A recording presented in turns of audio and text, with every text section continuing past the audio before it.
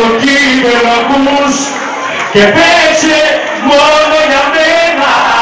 Παίξε, παίξε τους Τζερσούμανους. Έλα! Παίξε, σωστός, παίξε της Ευρώπης αυλούς. Δώστε ένα κοινοβούλιο, έχουμε κοινωνούς εδώ.